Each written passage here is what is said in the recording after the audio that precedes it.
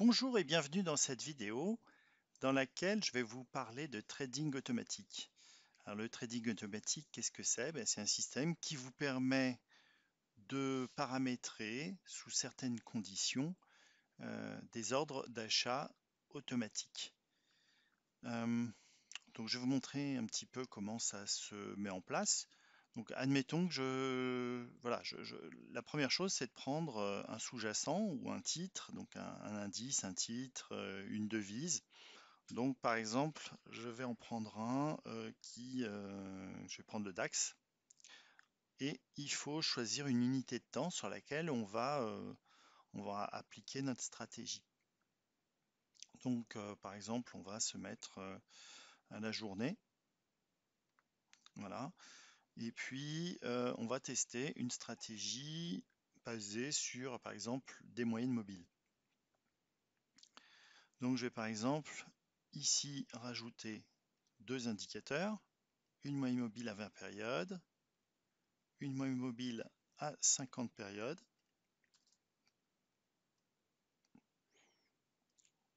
Voilà, et puis je vais ajouter aussi un RSI.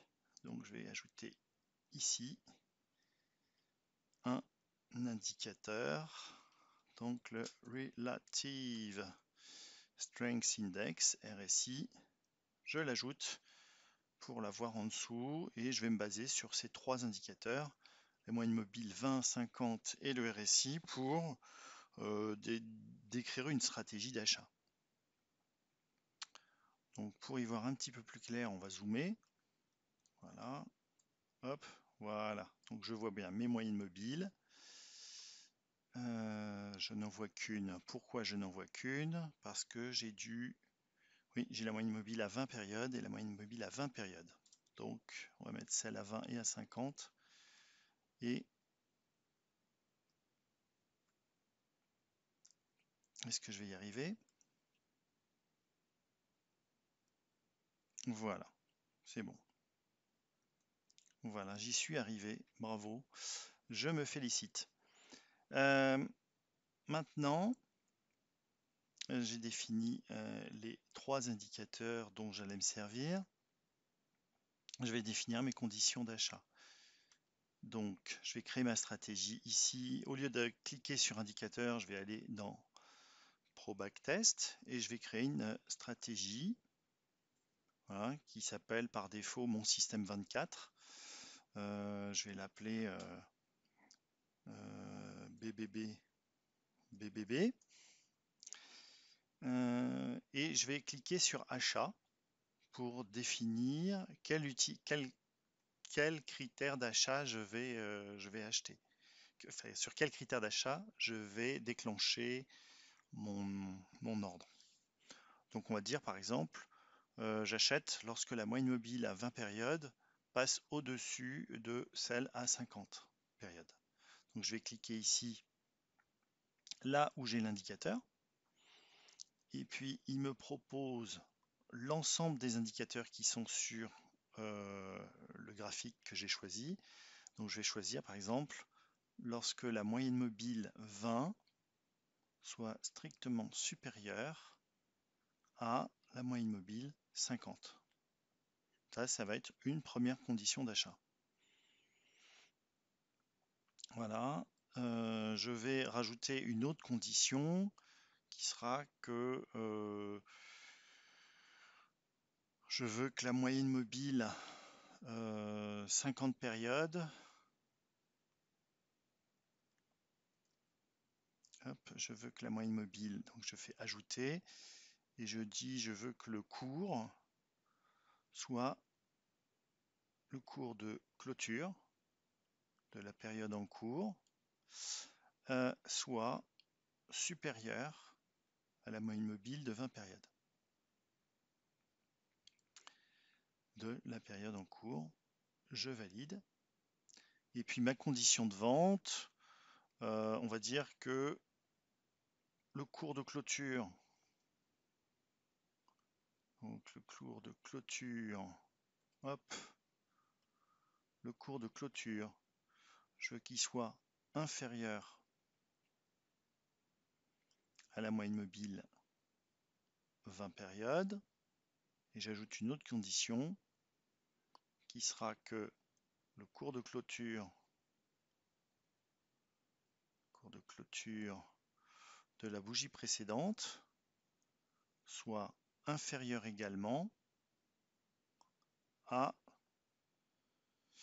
la moyenne mobile de la période précédente. Et je valide. Voilà, donc je reviens. J'ai ici donc la moyenne mobile 20 périodes qui est supérieure à la moyenne mobile à 50 périodes. Le cours de clôture qui est supérieur à la moyenne mobile à 20 périodes. Ça, c'est mes conditions d'achat. Les conditions de sortie suite à cet achat, c'est que le cours soit inférieur à la moyenne mobile à 20 périodes et que le cours de clôture de la veille soit inférieur à la moyenne mobile de la veille. Donc là, ici, j'ai la moyenne mobile. Le cours est en dessous une fois, deux fois, je vais être sorti. Donc là, ici, sur cette stratégie, on va se rendre compte que on va rentrer ici, on va sortir ici, donc bref, on ne va pas gagner grand-chose. Et puis, on va peut-être re-rentrer ici, et puis ressortir ici, on n'aura pas gagné grand-chose, on aura même peut-être perdu. Ici, par exemple, voilà, mais bon, je peux éventuellement ajouter une autre condition d'achat. Voilà, je vais par exemple ajouter une condition, le fait que ici, mon RSI de la période en cours soit supérieur au RSI des deux périodes antérieures.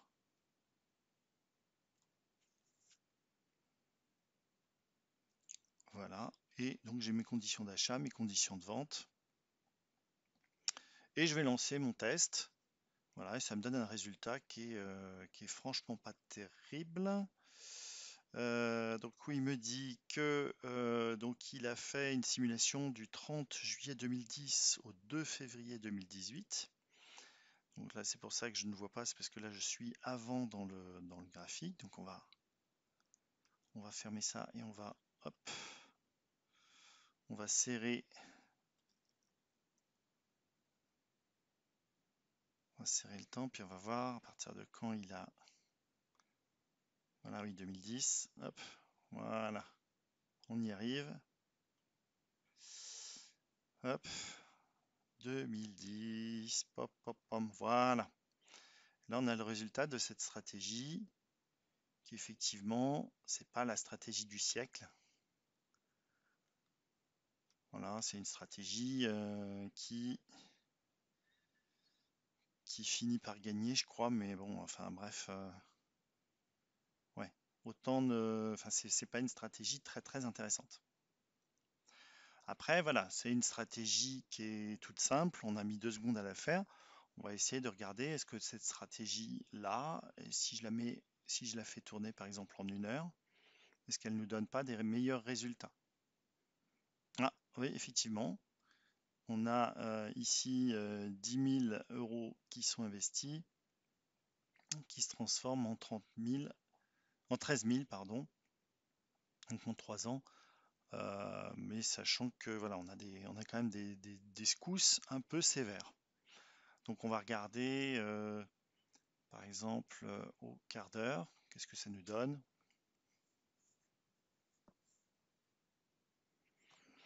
Ouais, alors c'est sur cette partie-là, ça va bien.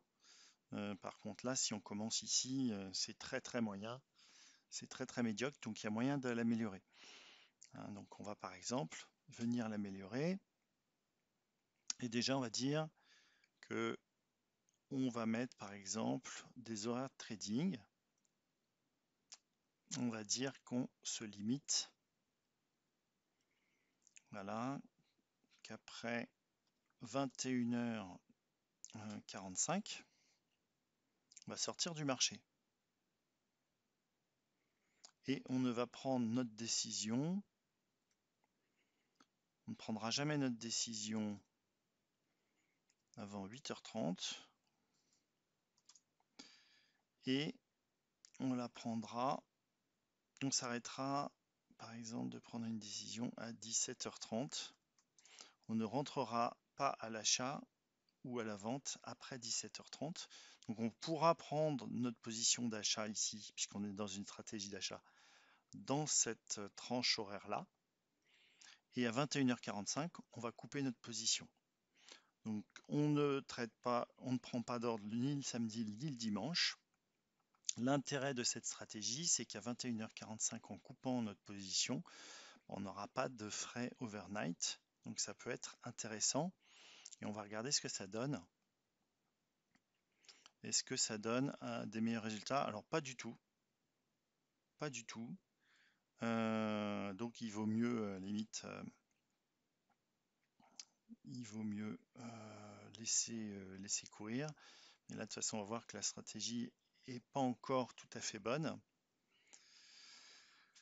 Ce que je vais faire, par exemple, c'est regarder si je mettais un stop et un stop et une limite. Donc je disais, par exemple, voilà, j'accepte de perdre 20 et je prends 40 de bénéfice.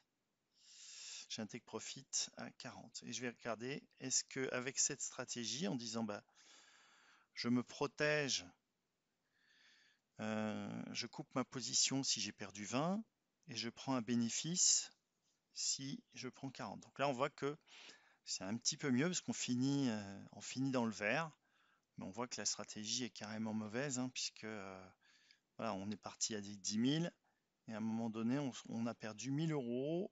Tout ça pour finir gagner 200 euros. C'est pas une stratégie que je valide telle quelle. Alors après, ce qu'on peut dire, c'est on va modifier ici et on va aller cliquer sur création par programmation. Et là, vous voyez qu'il nous a généré le code avec toutes les conditions qu'on a renseignées. Hein, donc le code, il se lit relativement bien. Elles sont là sur toutes les conditions. Hein, les conditions qui font qu'on achète, elles sont là. Donc, elles sont représentées ici.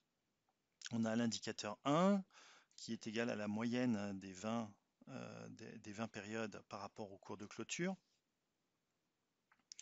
Et puis on a les conditions, donc C1 qui est l'indicateur 1 est supérieur à l'indicateur 2. Donc l'indicateur 1 c'est la moyenne mobile à 20 périodes, l'indicateur 2 c'est la moyenne mobile à 50. Donc si la moyenne mobile 20 est supérieure à la moyenne mobile à 50, c'est la condition 1. On a la condition 2 qui est donc le cours de clôture qui est supérieur à la moyenne mobile à 20, etc. etc. Donc là, il suffit de mettre, il nous a mis le code en disant si la condition 1 est vraie et que la condition 2 est vraie et que la condition 3 est vraie et que on rentre dans les horaires qui ont été définis là, entre 8h30 et 17h30, et qu'on n'est pas dans les jours interdits, alors on achète un contrat au prix du marché. Et puis les conditions de sortie, voilà, qui sont la C4 et la C5, donc on a mis ici. Et puis ici, on a mis notre stop en point et notre take profit en point. Donc là, ensuite, on peut venir voir, on a vu qu'on avait amélioré en mettant un stop loss et un take profit à 20. On peut venir modifier le code. Et en modifiant le code, on va ajouter des variables. Donc par exemple, je vais ajouter une variable que je vais appeler SL pour stop loss, et puis l'autre que je vais appeler TP pour take profit. Et puis je vais dire, bah tiens, mon stop loss, je vais essayer entre 20 et 40. Et mon take profit, je vais essayer entre 20 et 80. Donc ce qui fait 1200 combinaisons, 1281 combinaisons. Pour que ça aille un petit peu plus vite, je vais dire que je le fais par pas de 5. Voilà, par pas de 5. Et donc, ce qui va me faire beaucoup moins de combinaisons, ça va faire 65 combinaisons. Hein, c'est-à-dire qu'il va essayer J'essaye avec un stop à 20, à 25, à 30, à 35 et à 40.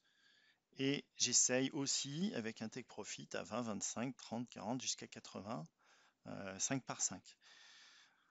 Donc ce qui nous fait que 65 combinaisons.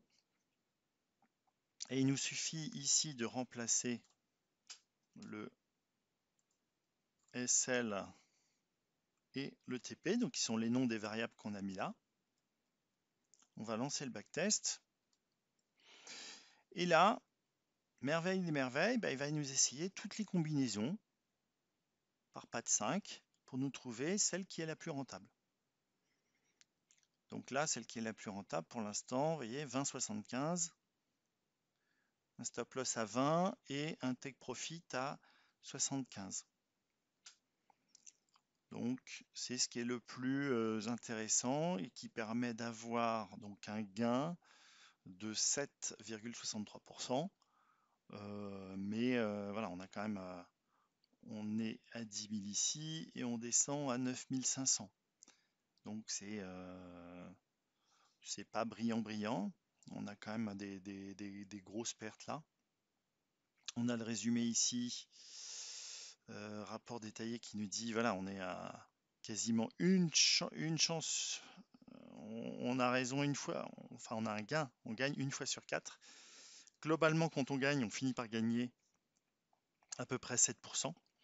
Voilà. Nos gains moyens sont de 16 et nos pertes, nos gains moyens sont pardon, de 48 et nos gains moyens sont de 16 euros. À chaque fois qu'on perd, la plus grosse perte, elle est de 20 euros. Donc, ce qui nous permet de dire, bah voilà, avec un capital de 2000 euros, cette stratégie, elle serait jouable puisque, voilà, à chaque fois, je risque 1% de mon capital. Donc, pour une stratégie comme ça, il faudrait au minimum 2000 euros pour la faire tourner. On est 13% dans le marché. On est 13% du temps dans le marché. On ne prend pas toujours des positions. Bon, c'est une stratégie qui est franchement pas super géniale. Après, voilà, on peut essayer de l'améliorer.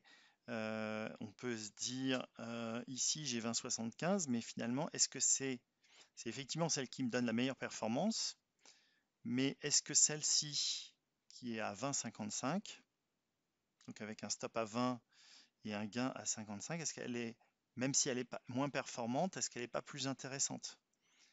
Voilà, parce que là, on se rend compte qu'on descend, on descend à 9380.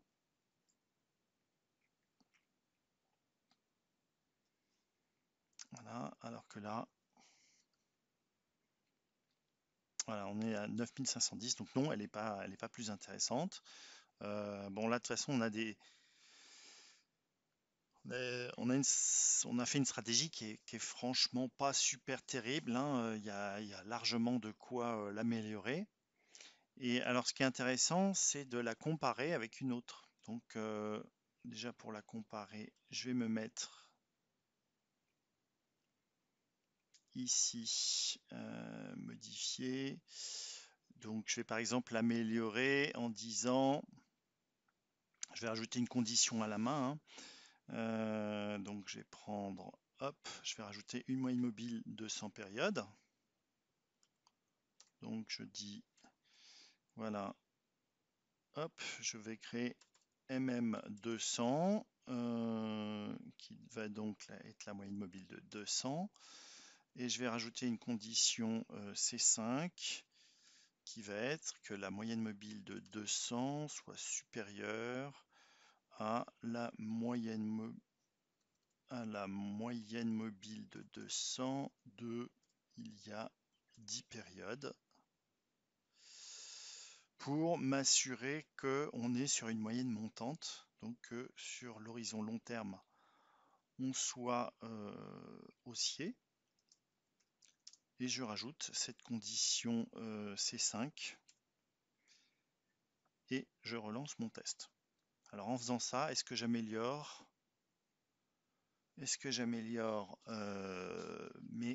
ma réussite? Alors légèrement, vous voyez, on est passé de 7 à 8%, 9%. Voilà, on a amélioré un petit peu. Voilà, donc là, elle est quand même beaucoup plus plaisante. Hein, on descend à 9700. Voilà, donc là, ça commence à être quand même vachement mieux. Et on va modifier ici, par exemple, le capital à 2100. Voilà, backtester. Donc si on avait un capital de 2100,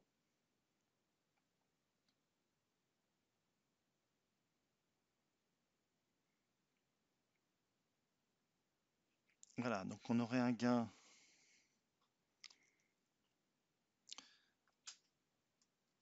Voilà, on aurait un gain de 45%, donc on est sur 2 ans, hein, donc ce qui est pas mal du tout.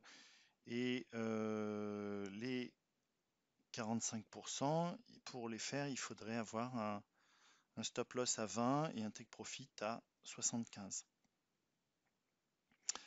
Donc avec un capital de 2100 euros, à un moment donné, on tomberait à 1830 et au final, on serait monté à 3070. Alors ça paraît pas mal, sauf qu'il y a un petit paramètre que je n'ai pas paramétré et qui a son importance, parce qu'on se dit bah super, allons-y, je la mets en place. Et c'est ici, il y a quelque chose qu'il faut intégrer, c'est le spread. Le spread, c'est les frais que vont vous prendre le courtier lorsque vous allez faire vos opérations. Donc si par exemple on le passe à 2 points le spread, là ça va être beaucoup moins bien. Ça va être beaucoup moins bien, puisque là malheureusement on n'arrive pas à gagner. Voilà. Donc là c'est un point vraiment très important. C'est de ne pas oublier de paramétrer le spread. Donc après, suivant le courtier, je pense que sur le DAX, on doit plutôt être à 1 point. Voilà. Donc on va retester avec 1 point de spread. Et là, on arrive à gagner. Voilà, on arrive à gagner, mais on n'est pas du tout sur les mêmes performances, puisque là, on voit clairement que le courtier, il se sert. Mais bon, on arrive à avoir une stratégie qui finit par gagner. Si on a 1 point de spread, c'est pas génial, mais bon, on passe des ordres et ça rapporte un petit peu. Donc rapport détaillé, c'est pas une stratégie super géniale, hein, elle est franchement pas terrible. Je vais la comparer par exemple avec la stratégie que j'utilise et que j'ai mise en place, qui est cette stratégie, la Web Autotax achat. Voilà, donc il y a une stratégie aussi c'est une stratégie au quart d'heure. Et vous voyez, alors là, voilà les résultats de cette stratégie. Elle nous permet donc avec un capital de 2100 euros qui aurait été mis en janvier 2016, on aurait atteint une performance de 3325. Et ça, c'est sans réinvestissement des gains. Donc avec uniquement des positions à l'achat. Donc ce qui est intéressant dans cette stratégie, c'est le nombre d'ordres qui est finalement assez réduit, hein. On passe en 2 ans, on passe seulement 73 ordres. Sur les 73 ordres, il y en a 31 de gagnants, 42 de perdants. Lorsque l'on perd, alors pourquoi elle est, malgré le fait qu'on perde plus souvent que l'on gagne, on arrive quand même à un ratio gain-perte qui est assez sympathique, puisqu'on est à 2,44. Pourquoi? Parce que lorsqu'on perd, on va perdre en moyenne une vingtaine d'euros, et en moyenne, lorsqu'on va gagner quasiment plus du triple. Donc plus que quasiment, puisque c'est plus du triple. On va gagner le triple. On a ensuite une perte maximale totale, enfin une perte totale de 845 euros et un gain total de 2066 euros. Donc la perte de 845, c'est la perte cumulée de toutes les positions, hein. Par contre, ce qu'on va regarder qui est intéressant, c'est le drawdown maximal. Donc le drawdown, c'est à un moment donné, c'est le plus gros trou que vous ayez eu, le plus gros trou d'air que vous ayez eu à un moment donné. C'est c'est le niveau émotionnel qu'il faudra savoir gérer. Donc sur un capital de 2000 euros, 138 euros, bah, ça paraît tout à fait gérable émotionnellement.